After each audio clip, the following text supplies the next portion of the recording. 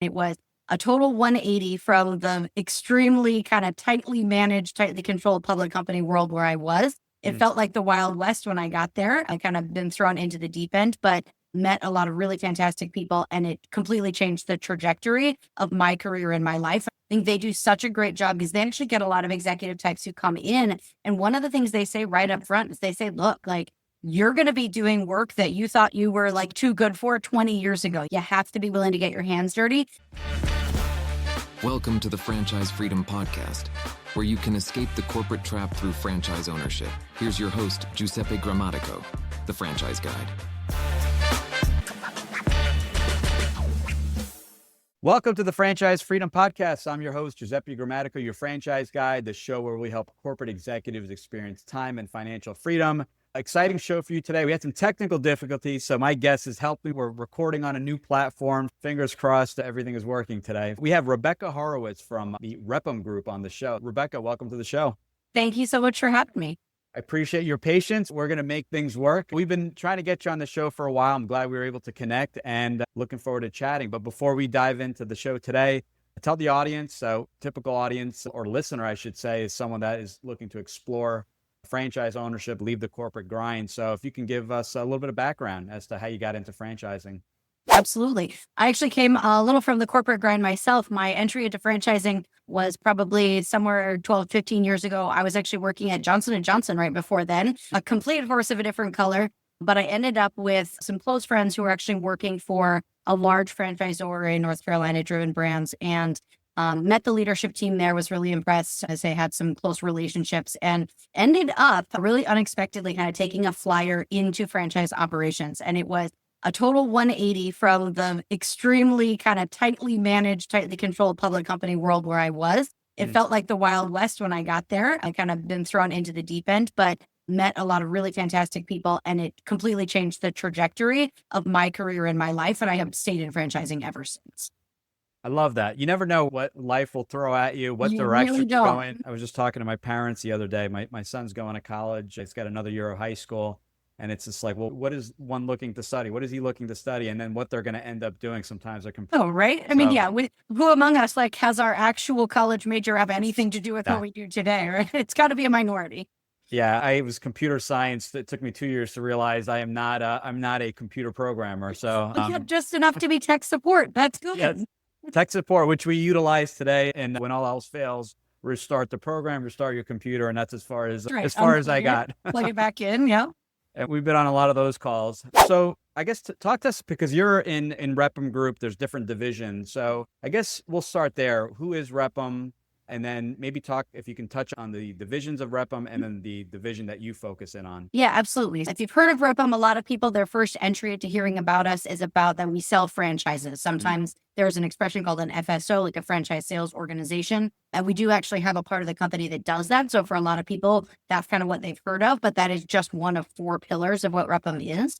So we have four divisions. So they are called Brand 'em, Build 'em, Grow 'em, and Scale 'em. So Brand 'em essentially helps emerging brands to create marketing collateral and communication campaigns to drive leads and to try to connect them with the right franchise candidates. Build 'em works on real estate and construction. So we work with franchisors and then with individual franchisees to try to get locations open on time and on budget. This is a major headache within franchising, and one that those of us who have been at the company for a while, have been in franchising, really see this a lot, where you have companies that sell licenses and then they have a lot of trouble getting candidates actually open or getting locations open. So we have a whole division that focuses on that.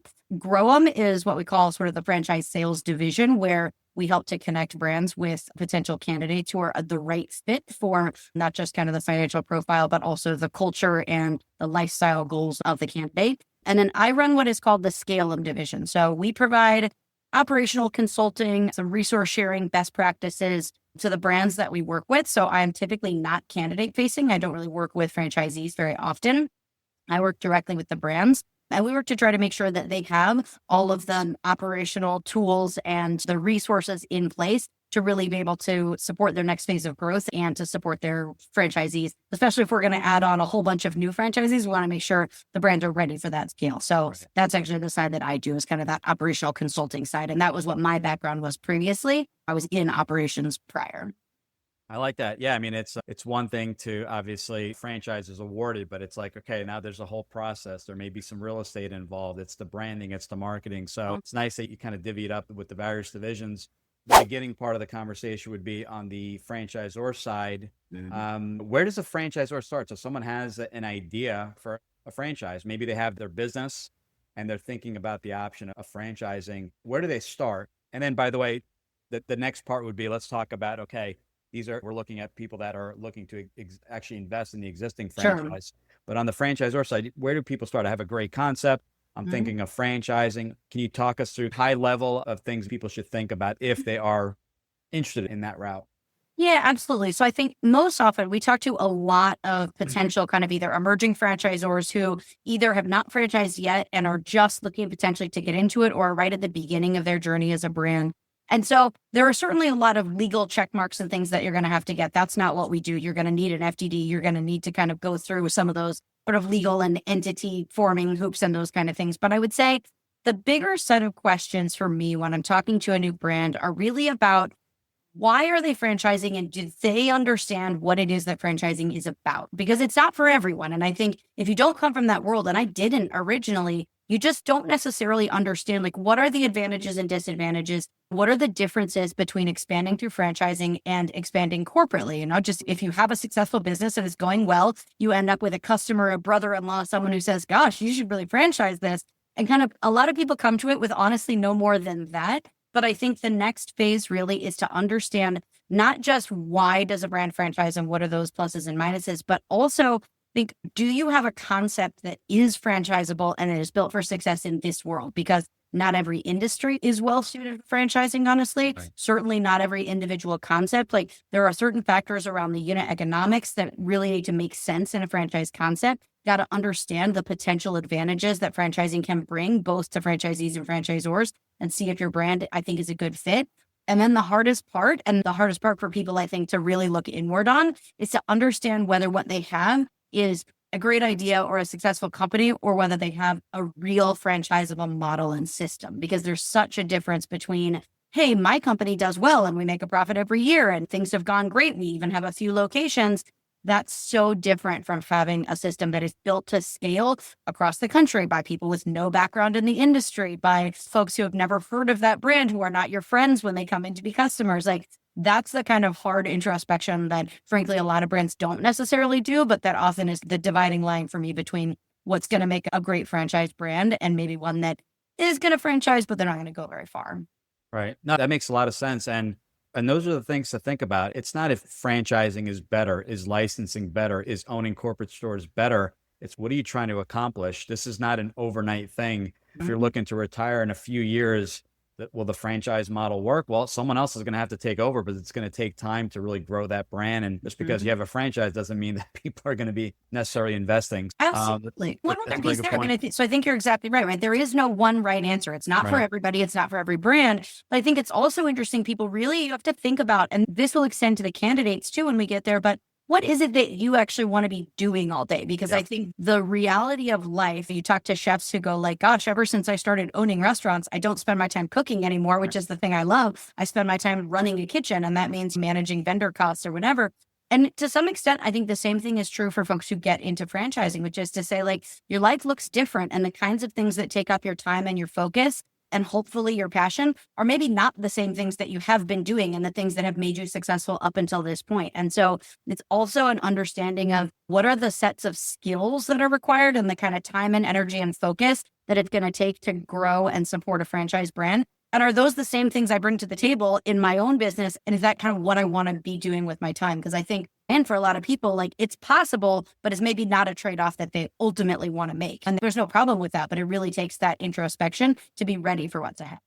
Yep. No, I like that. And yeah, you're right. I mean, your role is going to be completely different. You now have a national franchise, assuming that's how you're expanding, and your role is different. You're a coach, you're bringing on franchisees, you're cleaning up systems, creating systems, and putting those in place to work anywhere in the country. So that's a very good point. The other thing I advise people on, and I'm definitely not an expert in this area, is that some people get really excited, have an idea that they want to franchise, and they go and create an FDD, a franchise disclosure document, for anyone listening. New listeners, as we've talked about the document, we had Kit Higgs on the other day, Houston Barnes, two franchise attorneys talking about the FDD, is that they were going to create that.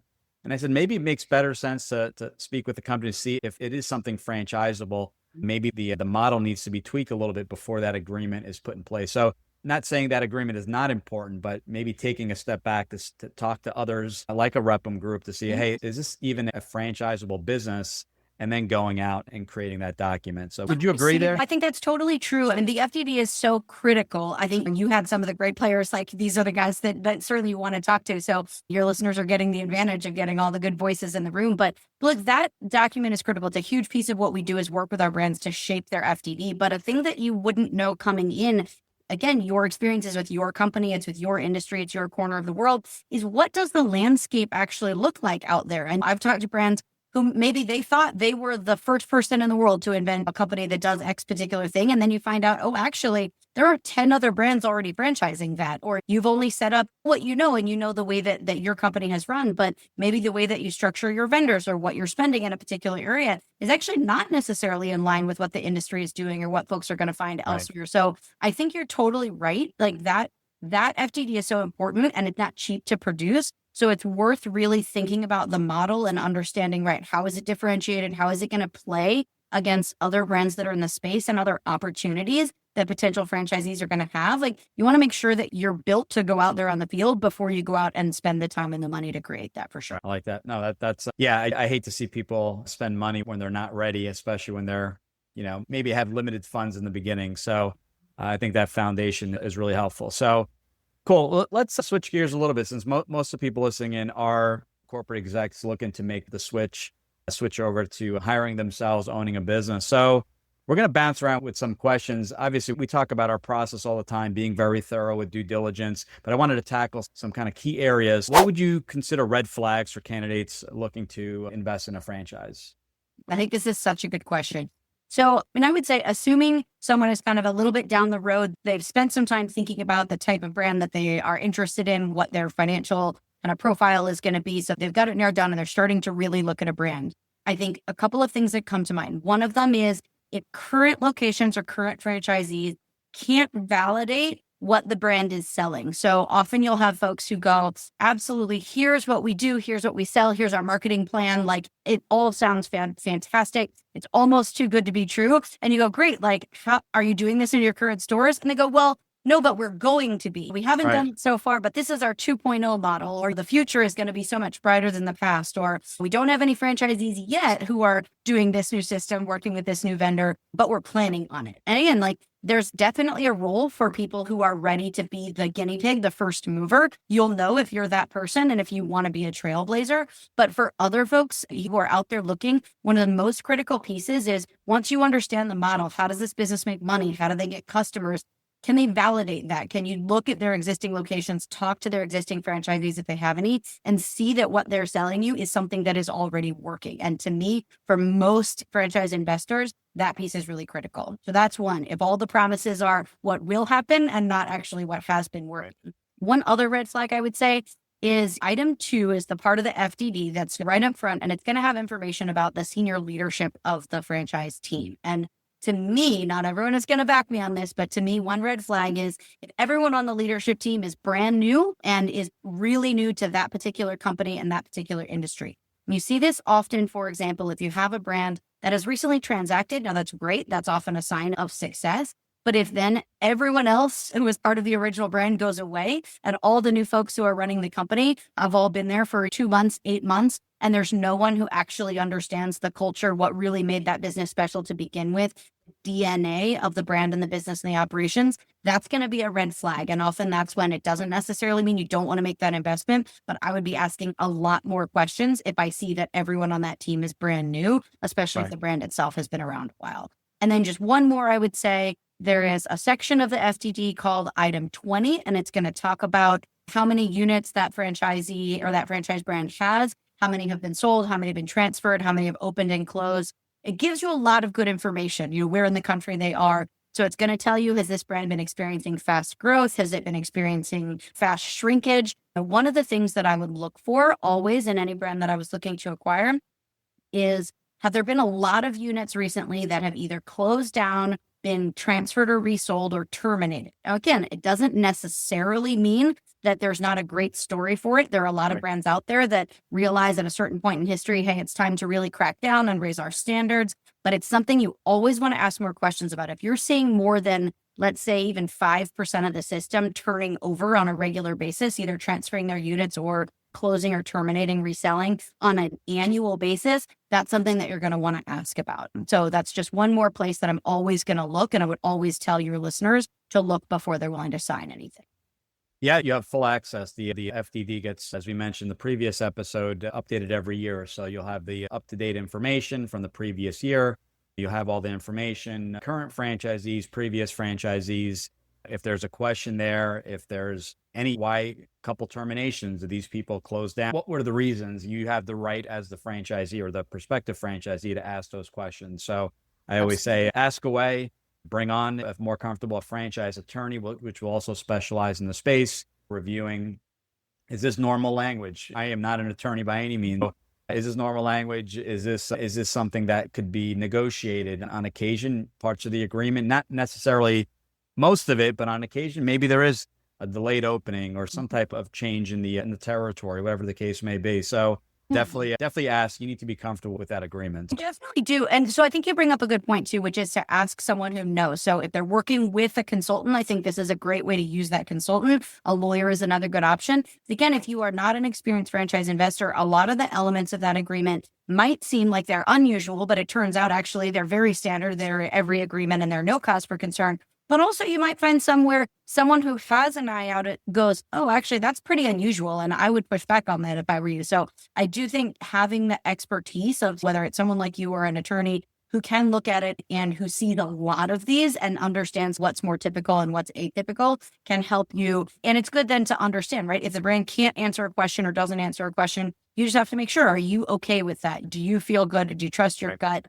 And you feel like, yes, this is still something I want to move forward with. Yeah, ultimately, and I had this conversation with someone earlier today, the decision is on you. You need to do your own due diligence. You can work with a consultant like myself. We can make suggestions. You need to visit the franchisor. You need to speak with franchisees, which is actually a next topic here. But you need to do your own due diligence. But ultimately, is there a risk? Absolutely. Is it a business? Yes. There's upside. There could be downside. You need to be informed and you need to make that decision for yourself. No one can make that decision. You'll never have, I always say, 100% of the information. It's this leap you're going to take in any new venture. And I know when I took my first leap 25 years ago, 20 years in franchising, 25 with going into another business, it was not easy. So even with all the homework and the due diligence, your nerves are still there. And I always jokingly say your excitement and anxiety feel the same. Yes, they really do. But hopefully, if you've chosen the right thing, then from there, it starts to get better along the way as you get closer to opening, and not like you're talking about some of those brands where you invest and then, oh man, it gets worse and worse from there. Like, it's a bad sign. You want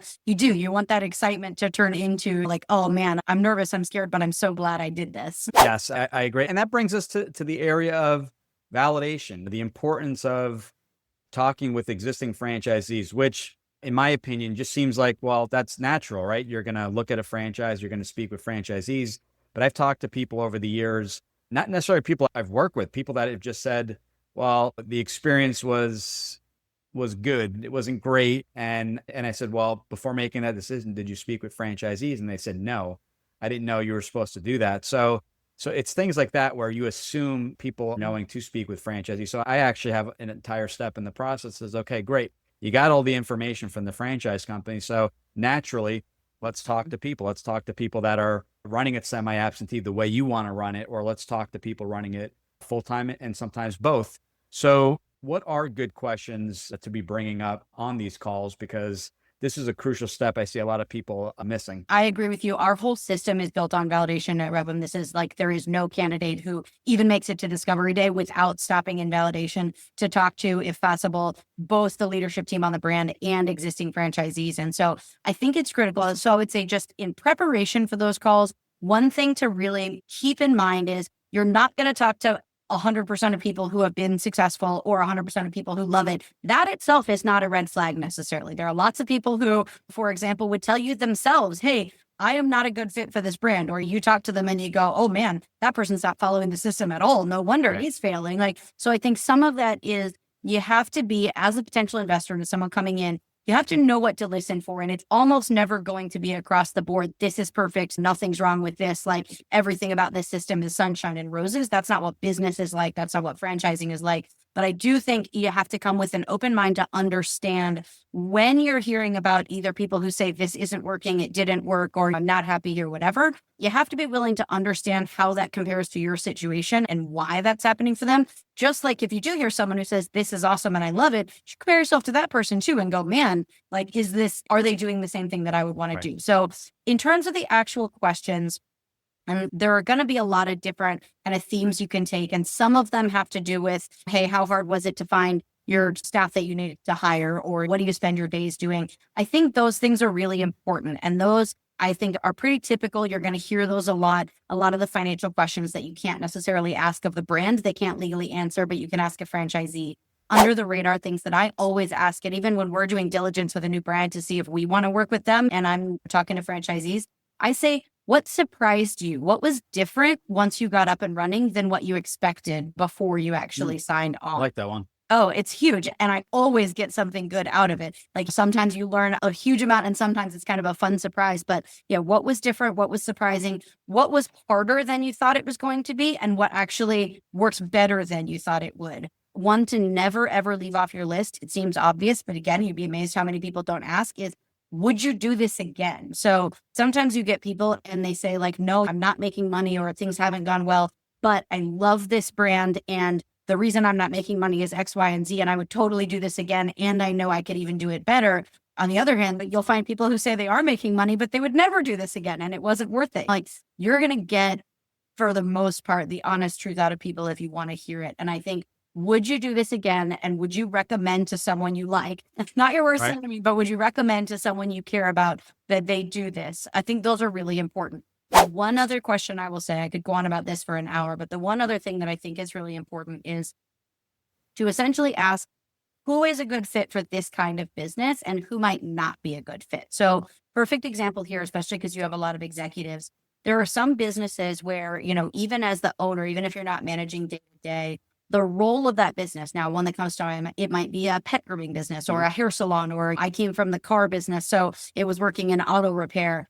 And you can have had a C-level job for 20 years before this and have never had to work with artistic professionals or auto technicians. Right. On the one hand, you go, I'm smart, I understand this business, but you have to really be able and willing to kind of work inside the culture that you're in. And so sometimes that validation process is where you're going to find out, man, I had no idea. Like it turns out stylists they are a type of their own. And if you don't like working with stylists, this is not the business for you. And you'd never know that in advance, especially if you don't come from that industry. So there are some of those kind of things that you might not think to ask necessarily. And the brand is not necessarily going to think to tell you because the brand has been working with stylists forever. But, it's kind of that like, who would be a good fit and maybe who would not be a great fit. And I think the people who went before you, who made a similar decision and came from outside the industry, they're going to be the ones who have really good insight on like, oh, it turns out if you don't love kids, this business isn't for you. Right. Or like, if you don't want to spend all day on cold calls, like this is not the business for you. Yeah, that role. What is your role in the business? Yeah, that's a good point. And I will say this, in franchising for a while, lots of 4,000 franchises I think are out there. And I will say they are not all built the same, but the sign of a strong franchise, and if they are emerging, they are still figuring things out depending how many units they have or territories, but they have that franchise avatar. They know that, okay, to be a good franchisee, you need to follow systems. But to your point, if it is, you need to be an extrovert and you need to be calling specifically, and you are the complete opposite, well, that should really be tackled in that first or second call. You should not be going into a discovery kind of final decision stage. They should really kind of come back and say, unless you find a person to handle sales, this probably isn't going to work. So I think those are signs of a more established franchise, or a franchise that really knows who their avatar is. That knows who they're after. Yeah, because I think for a lot of brands, it only takes one or two folks who you think is going to be a great fit, and then they come in and it's like oil and water to realize this didn't work. One of the brands we work with, and I won't name names right now, but I think they do such a great job because they actually get a lot of executive types who come in. And one of the things they say right up front is they say, look, like, you're going to be doing work that you thought you were like too good for 20 years ago. You haven't been doing this kind of work in a long time. Right. Well, we are not interested in you if you're not willing to come in and do some of that work right up front. Like, we are not a hands-off business, so we're not going to be fully absentee. That's not a thing. You have to be willing to get your hands dirty, and that's scary and it's embarrassing. And it's these kind of things that often like executives are not ready for if you're thinking like, gosh, I'll be able to come in and do everything at arm's length. So I think you're dead on. Like, the brand often knows the answer to who they are looking for, and it's worth pressing on that, because I think there are, brands love to get qualified, awesome, smart people. And so there's a competition to say, of course, like, we love a semi-absentee model, or yes, you can definitely just be an investor, but it's really worth pushing on that to understand and to know, like, hey, what is the actual thing I'll be doing day to day? And is it something that I can really get?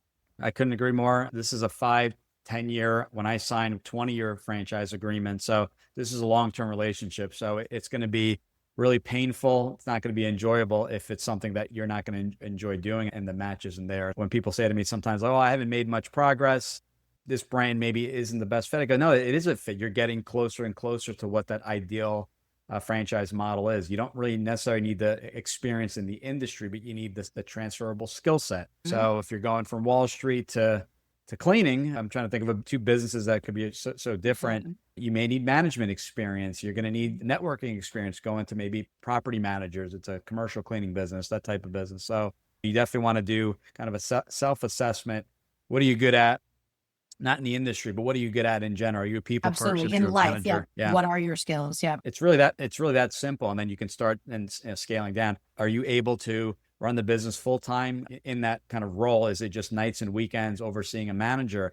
That's going to make a difference, because not all brands allow you to run the business semi-absentee. And some of them say semi-absentee. I will tell you, this is like, I will drive this one home forever. But what they mean is it can be part-time, but it doesn't mean that's the time you have. And I think for your listeners, especially, this is critical. Like, if what you have is 20 hours a week, but to your point, it's all nights and weekends, and you're going to keep a full-time job, that might not work with a brand that says, absolutely, you can do this in 10 or 20 hours a week, but it has to be the middle of the afternoon so you can be out like networking in the community. Like, it is that semi-absentee doesn't mean the same thing to everyone. And some of those like lifestyle and part-time, those don't always mean the same thing. And I think that is really good to know in advance. Agreed. Absolutely. And no passive stuff. I always say there's no, there's no such thing. I said there's other investments you could make that are definitely more passive: stock market, real estate, depending on real estate syndication, I'll call it that. But yeah, this is definitely, you're definitely going to be hands-on. There's definitely a lot of work to get the business launched. 1,000%. I tell people that all the time. Yeah, there's no such thing as passive. I almost would say there is hardly such a thing as semi-absentee. I'm willing to say part-time, but if you want to own a business, you got to actually want to own that business. And I think that really has to come down to it. Like, the more arm's length it is, typically the more red flags that you're going to get, and the harder that's going to be. But I do think you're right when it comes to the long-term relationship and fit piece. I just want to come back to this. I used to joke about how it's like a marriage, and just because a brand is a great brand does not mean it's a great fit for you. And there's a lot of fish in the sea when it comes to brands, the dating pool, all those things. But like, you want to be in a place where not just you like the brand and, you like what they stand for and you're financially qualified, whatever, you think you can make money, but where you like the people and you can envision yourself being a part of the family and a part of the culture, and being willing to have a fight with them or a hard conversation and being able to then get over that. Like, transparency, accountability, like your ability to come in and connect with other franchisees, like those things become important. It is not just, hey, I think this can make money. There are a lot of businesses out there that can make money, but if you don't actually like it and it's not a good culture fit, you can sign yourself up for very long 10 years. And so I think that piece is really critical. That's where some of those D-Day and validation and some of those things come in as well, is it's got to feel like something that you want to be a part of culturally. 100%. You definitely nailed that. And you get a feel for that when you do the validation calls and, the topics that they're going over and the full transparency, because guess what? In a couple of years, or maybe in a year, you buy that franchise, you're going to be asked to potentially do the exact same calls and help out your fellow future franchisees, maybe your fellow neighboring franchisees. Of course. It's so funny to me. Like, we probably have 15 different brands that we do full service work with right now. And when you go to 2 different discovery days, it's wild how different those experiences are, even though the agenda is roughly the same and the topics covered are the same. But you can tell right away by the time you get to D-Day, the candidates look different. The vibes are different. Some of them, it's like a party the whole time. Others, it's a more buttoned up, kind of a serious group, and everyone's sitting there and they've got their computers out and they're taking notes and they're in business outfit. Like it really, the cultural differences come to the forefront so quickly. And it really is and should be. It's a diverse community, but it's a reflection of the culture of what that brand is going to be. So having those things feel good too, like they really do matter a lot. And you can tell the difference, man. You sometimes everything on paper looks good and you walk in the door and go, nope, I don't think this is for me. And that's honestly, that's a good thing to your point. Right. That's Agreed. great to get to that point. Better then than before you sign the 10 years of your life. Absolutely. Yeah. You got to figure it out now and then you make progress. And hey, I loved everything about this business. It's just the client acquisition piece is B2B. I prefer more of a B2C approach. That's okay. And now you know what to look for, right? Then you can go look for another brand that's a better fit. Oh, 1,000%. Yeah. Especially if it's a parent company or a company working with multiple brands, they can help you say, hey, well, we can pivot and look at the exact same model, but on a B2C approach, or an exact same model that has a 1099 labor, 1099 technicians versus W2. These are just more preferences, not what's better, but maybe that's the preference. A better style for you. Yeah. As we're coming towards the end of the show, what would be a couple things? The first would be, what would be anything we didn't talk about today, piece of advice for someone that just in general is looking to leave the corporate rat race, looking for something different, advice you would give to them? And before you answer that, the reason I ask this quite a bit is because there was an interview with the president of the IFA a couple months ago, or beginning of the year, and he said that 75% of individuals have expressed interest at some point in their lives of starting a business, and 75% of those people never move forward simply because they don't know where to start, which I found shocking. Right, with the internet and tech and AI, you can just ask ChatGPT, I guess, where to start. But what piece of advice would you give to people that are on the sideline? Maybe they don't know where to start, or they're debating like, wow, leaving my job to invest and hopefully make a profit. What advice would you give to those people? I would say 2 things. The first one, not to toot your horn here, but I think for so many people, using a consultant is such a better way than trying to dive in alone. Like we get lots of leads off of random Google searches for like, hey, a franchise in yogurt or whatever it is. But really it makes sense for a lot of people, especially if you are a first-time franchise investor or you thought about owning your own business, but you want to understand kind of the pluses and minuses of this model, to talk to someone, and especially someone where, hey, if you ultimately decide either this isn't for me or it's not a great fit, you're not going to be out a huge amount of money or anything, but it's just someone who understands the space and who knows how to ask the right questions to potentially go, hey, I actually think you might be a good fit for this, or here's something you might not have looked at, but it's really exciting and it's happening right now. So I do think that for a lot of people, I would say for everyone, there are a lot of different ways to come to franchise ownership. But for people who are toying with it and are feeling a little bit overwhelmed, I would say talking to a consultant, a good consultant, is a really good place to start.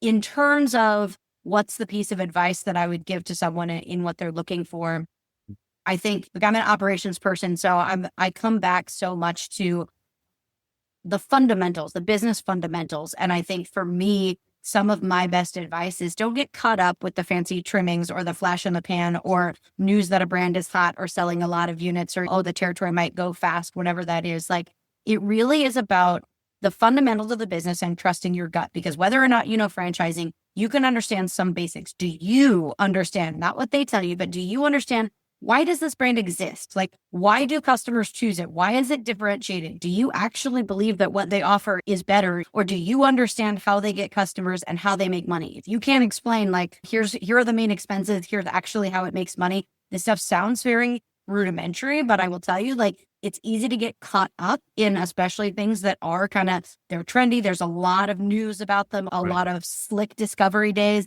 where there's a fast moving footwork that kind of covers up the fact that you go like, wait, that emperor had no clothes. Like, if the ultimate customer acquisition strategy is question mark, like open the doors and hope they come in, that's not great. So I think for me, so much of it comes down to, there are a lot of people, a lot of resources that are around what should you be asking? What's the right fit? Making sure you get something that's a good fit. But so much of this is about the real fundamentals. Is it a business that makes money? Do you believe that it's differentiated and has the power to stay differentiated for 10 or 20 years?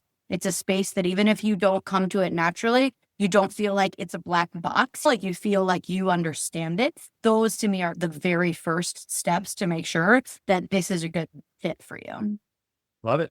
No, it's awesome. I really appreciate that. Last question. Fun fact. There's some interesting stuff over here. I want to see if you remember what you put down. Oh, man. Oh, boy. I say So like something with one. potatoes. Oh, yes. Oh, that's right. All right. So potato related. So I grew up in rural Oregon, middle of nowhere. I'm Philadelphia now and have been in the Northeast for 25 years. But I grew up in rural Oregon. And yes, fun fact is that I was once a potato festival princess. So it involved a tiara and riding in a parade on a float and like they do the wave. Like it's not really my vibe these days if you knew me now, but 30 years ago, there I was as a potato festival princess. Maybe we can add that graphic. We'll ask the editors to. That's funny. I get some funny stuff. We've had some people related to celebrities. It was pretty cool. And yeah, they're like distant cousins and all this cool stuff. But yeah, it's always funny. I always like to. Some people forget sometimes. It's like, I'm glad you hinted because I would have given you away like an extra one there. Like, yeah, so it's a lot of random ones. Awesome. No, that's funny. I enjoy that one. So that's something we started asking recently. I really appreciate you coming on the show. This was a lot of fun. And I like these. They're very conversational. We keep it less structured because we like to incorporate just conversation, but just the stuff we're hearing. It's the stuff that people want to hear. People need certain questions answered, are stuck in certain places, not sure where to start. I'm hoping these conversations inspire you to at least move forward, even just, putting not making a phone call, but just starting the search on your own. And we try to give a blueprint. We launched and wrote a book during COVID, not planned. It just kind of worked that way. Had a little time on your hands. Yeah. Yeah. We were just like, okay, let's just run with it because no one was around anyway. So everyone was home trying to figure out how to use Zoom. But yeah, just things to think about. A self-assessment we talked about. What are your strengths? What's an average day in a life for you? And keep it in mind, and I forget to mention this, but your average day in a life, day one, and then maybe 6 months to a year later, may be different since you're launching that business. What does that look like? What do you enjoy doing? What are the things you don't enjoy doing? What are the industries you want to avoid just because you just don't like the industry? Maybe that industry is frowned upon for whatever reason. I'm not going to name industries, but there are certain industries that people just are not comfortable just don't want to be in. Absolutely. And that's okay. The more specific you get, you can really kind of drill down. But yeah, hope you guys found this educational, informative. Drop your comments, DMs, however you want to communicate. We're looking for feedback and topics for future calls. So if you have any ideas or if there's a topic we haven't maybe done a deep dive recently, let us know. And that'll be the topic hopefully in the next couple months. So thanks again for your support. Rebekah, thanks again. And we'll definitely talk soon. Thanks very much. Thanks for tuning in. If you want to learn how to make the transition from corporate to owning your franchise, join Giuseppe on the next episode. You can also follow on all social media platforms and achieve financial and time freedom today.